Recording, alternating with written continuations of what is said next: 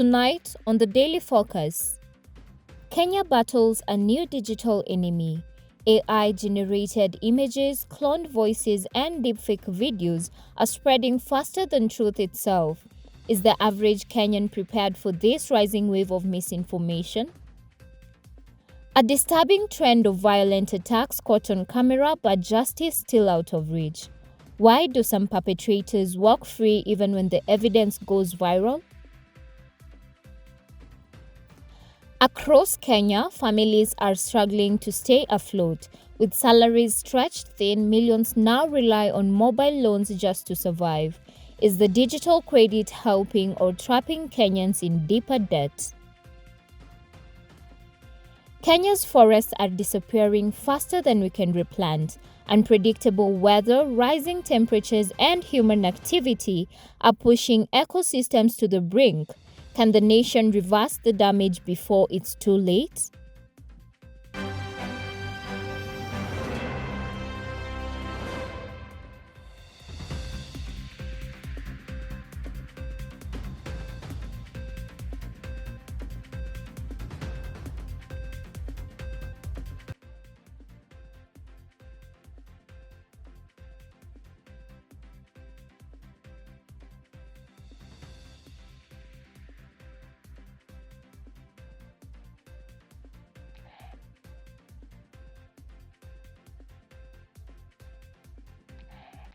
Hello and welcome live from Jibonge TV. I'm Michelle Macau. We are with you for the next 25 minutes. Thank you for joining us. This is the Daily Focus.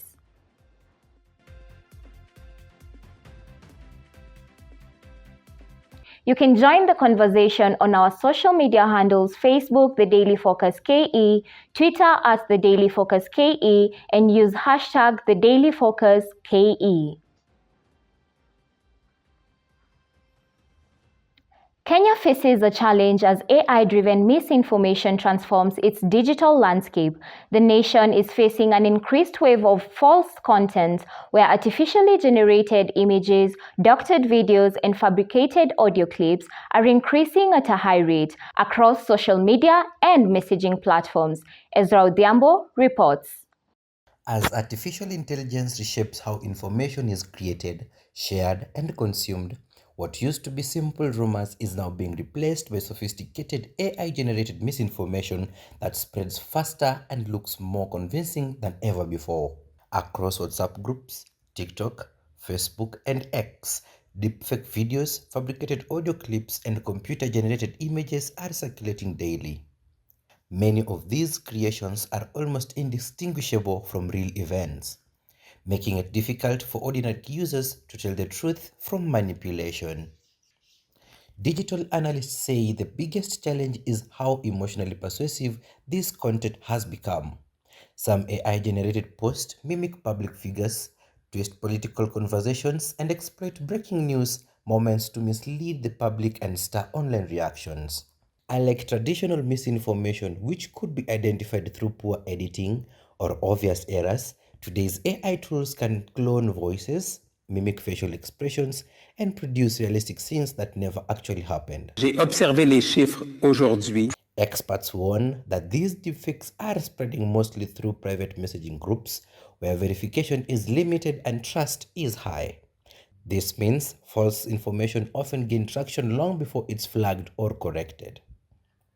To combat this, digital rights organizations are urging Kenyans to double-check forwarded content, rely on verified news sources, and use emerging fact-checking tools designed to detect AI-manipulated media. With the country preparing for major political and social moments, the rise of AI-driven misinformation presents a growing threat, one that requires awareness, vigilance, and stronger digital literacy to protect public trust. Ezra Odhiambo, Jibonge TV, Nairobi. And now our correspondent Ezra Odhiambo joins us live. Ezra, Kenyan can tell the difference between real and AI-generated content? Michelle, yes, currently I would say no, because AI has evolved, and when you look at the pictures generated by AI and the real pictures, they kind of look the same, and this may confuse the content viewers or the target audience, that may make them not trust any source of information or any source of images that they are viewing. How are journalists, fact-checkers, and media houses being affected by this growing challenge, and how is this affecting public trust in legitimate news sources and official information channels? With the timeliness of the news and the fast dissemination of the news, it affects it because many media platforms currently, that the social media platforms, tend to disseminate news, whether they're real or fake. So it takes a bit of time to fact check the news that we are having, and that would make the target audience again tend to question the authenticity of the information that they're getting. So that brings back the journalists and also the fact checkers to spend more time fact checking the news so that the target audience can get factual news. Thank you so much for that, Ezra. Artificial intelligence is blurring the line between truth and fabrication in Kenya's digital landscape. AI-generated images, deepfake videos, and cloned voices are increasing, circulating on WhatsApp groups, TikTok, Facebook, and X, often shared faster than it can be verified. Unlike traditional misinformation, this content is highly realistic, emotionally persuasive, and designed to manipulate the public opinion.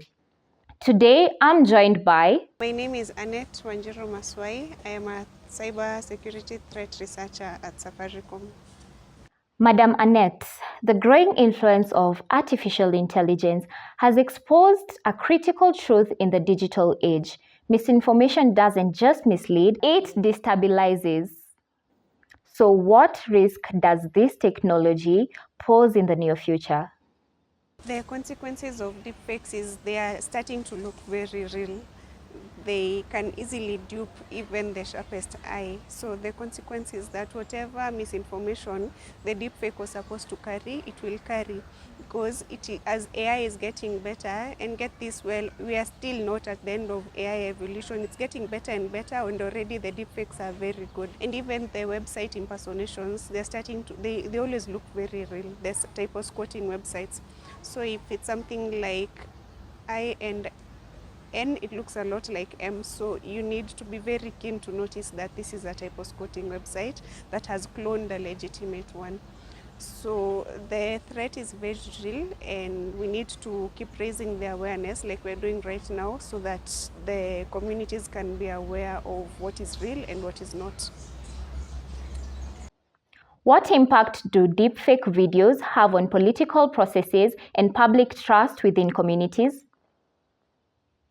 Awareness and training, the communities will not share personal information, will not put your password where anyhowly. You'll protect that password. You have multi-factor authentication, and with this authentication you have a second factor of confirming with an SMS or a biometric that it is genuinely you. And we're also heading to passwordless, where we're not even relying on these passwords. We're relying on your identity being the one that is authenticating access. And we have zero trust, whereby you don't trust that password now still at all, so that you have another way of confirming that this is the actual identity for these users. So for instance, in internet banking, we shouldn't be relying on passwords only. Even for the visa, you should have a second factor as you put that visa to make a payment. It should have another authenticator. Like the one for Safaricom, the CVV expires in less than 10 seconds. So it can't be reused anywhere, even if it was stolen. And the other tech companies should do the same with their payment methods, even banking methods. We should raise awareness against public internet use, because someone can have a man-in-the-middle attack and steal the information, and that's how the bank information just goes like that. And these cards, the Visa cards, use them when necessary. Should not be, because it's just that page at the top, the CVV and the number, and the funds can be wiped out. Yeah, so it's as sensitive as someone being aware and knowing where they're putting the sensitive information, the basics of having an antivirus and not clicking on any link. And if you get a message from someone that's asking for information, let the communities have the culture of confirming, have a secondary way of call this person to be sure that it's the person that is asking for the information, so that you're sure that it is not the person's stolen phone that is asking for funds. It is the legitimate person that is asking for funds. Yeah.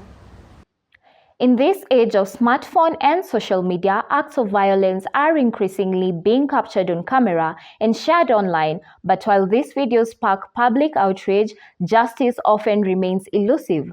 Law enforcement response remains slow and inconsistent, and many perpetrators captured on camera continue to walk free. Phyllis Tanga reports. Social media has seen a worrying rise in live videos and short clips showing women being assaulted, moments of violence recorded and shared online, sometimes in real life. These videos spread fast, often going viral before authorities can intervene. This surge exposes majority gaps in online safety. Many of these clips remain visible for hours, sometimes days, despite being reported. And for survivors, the harm doesn't end with the incident. The repeated circulation of these videos become a second layer of trauma to the victims. The slow response from platforms and law enforcement is allowing a culture of impunity to grow. In several cases, no arrests are made. Advocates are calling for urgent reforms, quicker takedowns, stronger digital protection laws, and better coordination between tech companies and police. They insist that online spaces must not become places where violence against women is normalized or consumed as content. Phyllis Tanga, Jibonge TV, Nairobi. What a troubling pattern indeed. And today, to discuss more on this, I'm joined by... My name is Gabriel Chumo. I am an advocate of the High Court and governance expert. Okay. Mr. Chumo, many cases of physical assault are shared widely on social media.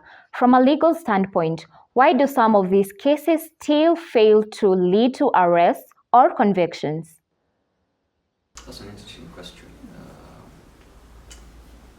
I have encountered such, or rather seen the viral videos on social media where you can see a person, could be a man or a woman, being physically assaulted. Now, what people need to understand is a court requires evidence. And under the Evidence Act, touching on electronic evidence, it needs to be certified. There's a test to confirm its authenticity. Now, it's very rigid when it comes to electronic evidence, because it can be altered or doctored. Now, the courts have developed a mechanism or a test pursuant to, I believe it's Section 106 of the Evidence Act. Now, they fail to meet the evidential threshold. That's why they're not admitted, and hence the charges, or rather the accused person are acquitted. It's not admitted as evidence. Yes. Okay. Are there legal mechanisms to intervene before online threats escalate into physical violence? Yes, there. I believe there's a legislation, abuse of Computer Cyber Crimes Act. The piece of legislation criminalizes cyberbullying or threats. You can actually take action. I believe there is a legal framework to deal with online threats and insults. Okay. So it's upon a person to take the initiative and report the abuse. Yes, as you can see, a lot of bloggers or social media activists, they have been charged using that act for spreading malicious and false information. Yeah. Okay. Thank you. What reforms are needed in the Kenyan law to ensure that viral physical abuse cases are acted upon quickly and effectively? Reforms. Perhaps we can amend the Evidence Act to include an exemption, or rather exception, when it comes to domestic violence or gender-based violence, to include that they have to, the electronic evidence that is just my point of view. They can be challenged on other grounds. Number two is we create a special department in the police force to prosecute, investigate, and enforce gender-based violence cases. Yes. Thank you so much for that, Wakili. That concludes our top stories. After the break, we look at the impact of the high cost of living and the effect of the climatic crisis. This is Jibonge TV. Stay with us. When it comes to success, you can have it all. You could be a parent and at the top of the corporate ladder, booking the trip of a lifetime, and taking the time to help others. Smashing personal bests, all while being unapologetically you. Because there's more than just one type of success. It's multifaceted, and so are you. Safaricom Emerald is the premier lifestyle partner powered by technology, empowering you to live a life without limits. Safaricom Emerald, limitless you.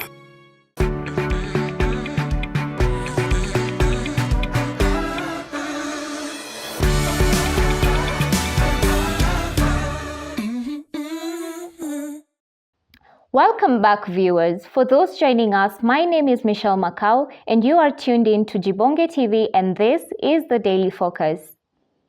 You can join the conversation on our social media handles: Facebook, The Daily Focus KE, Twitter at The Daily Focus KE, and use the hashtag The Daily Focus KE. The cost of living crisis is deepening across Kenya for many households. The math simply doesn't add up anymore. What they earn can barely cover what they need. In desperation, millions are turning to mobile loan apps for relief, accessing credit with just a few taps on their phones. What begins as an emergency borrowing can quickly become a trap. Wesley Ndaradhi reports. For many Kenyan families, the rising cost of living is no longer a headline, it's a daily reality. Prices of essential goods, transport, and utilities continue to climb, squeezing already tight household budgets. The average family is now spending more than 60% of its income on basic needs alone, leaving very little room for savings. For parents trying to plan for emergencies, school fees, or future investments, saving has now become a luxury rather than a habit. The strain is especially heavy for informal workers who depend on unpredictable income and have limited access to structured saving tools. Economists warn that without a safety net, families remain vulnerable to shocks from job losses to health emergencies. Linda Rathi, Jibonge TV, Nairobi. Climate change is no longer a distant threat, it's reshaping our forests right now. Rising temperatures, unpredictable rainfall, and prolonged droughts are pushing our indigenous tree species to the brink. The government's ambitious 15 billion tree planting initiative aims to restore our forest cover to at least 30% by 2032. But the question remains, can we plant faster than we're losing trees? Shefia Moore reports. The effects of climate change are becoming increasingly visible. Forests that once thrived under stable weather patterns are now struggling to survive under rising temperatures, irregular rainfall, and long dry spells. The government's 15 billion tree planting initiative is one of the most ambitious restoration efforts in Africa. If fully achieved, it could raise the country's forest cover to at least 30% by the year 2032.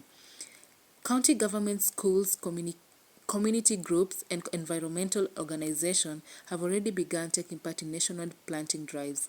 Tree planting alone is not enough. Without stronger protection of existing forests, better land management, and community awareness, the country could continue losing mature trees faster than the new ones can grow. And beyond the trees, the consequences ripple into daily life. Reduced forest cover affects water sources, wildlife habitats, farming patterns, and even the frequency of landslides and floods in forested regions. As Kenya races to restore its natural heritage, the challenge remains clear: to safeguard the forests we have while nurturing the ones we hope will grow. And today I'm joined by My name's Dr. Clement Ngoriareng, Senior Deputy Chief Conservator of Forests, in charge of forest conservation and management in Kenya Forest Service. Dr. Clement. What is the biggest challenge currently facing Kenya's forest and wildlife, and what immediate action should the public take to help? Kenya Forests.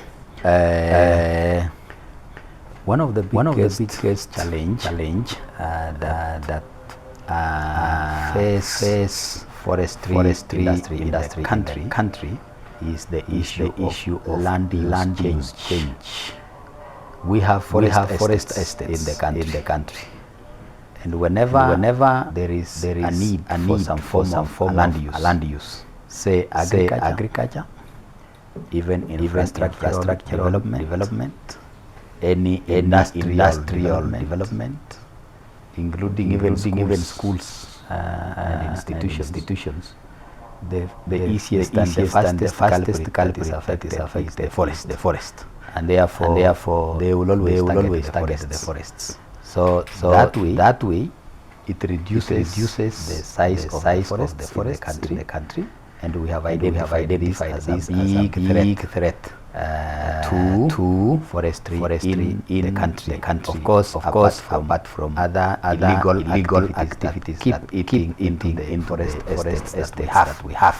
You have people having settlements into the forest, people illegally encroaching into the forest, but all of them are just encroaching for purposes of settlement, for purposes of agricultural land. So it is still a land use change. So that is a big challenge. Of course, not to mention fires that keep eating up our forests. But I can identify that land use change is the biggest culprit, because actually changes the forests into some other form of land use.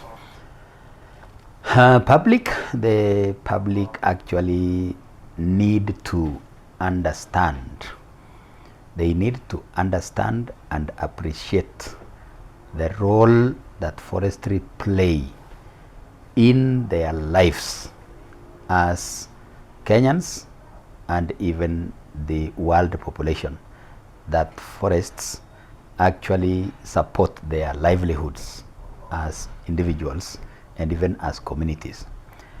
And forests provides a host of other benefits to them. So the earlier they get to understand and appreciate the benefits that they obtain from the forest, then they will be able to minimize any threat to the forests which actually arises as a result of the public. And therefore awareness is very important. Awareness is very key, and we have done this as Kenya Forest Service, as a ministry, and have worked together with the provincial administration to make sure that we raise this awareness among the members of the public to appreciate the role that forests play, and also encourage them to conserve what is there, develop where we don't have forests, and also manage the forests wherever they are, so that they can be able to obtain the fresh air that they desire. They can get sufficient volumes of water that they desire as human beings, and many other benefits that they can obtain from the forests. How has this year's unusual weather patterns affected forests and wildlife, and what does that mean for the future of conservation in Kenya? We have had very challenging weather patterns. For example, when we were expecting to have long rains, April, May, June, This one it was not the case. We are just in the short rains, October, November, December, and you people can attest to it that we have not received the amount of rains the way we anticipated. And when these rains came, it was not in the quantities that actually we expected. It was very torrential and within a short time.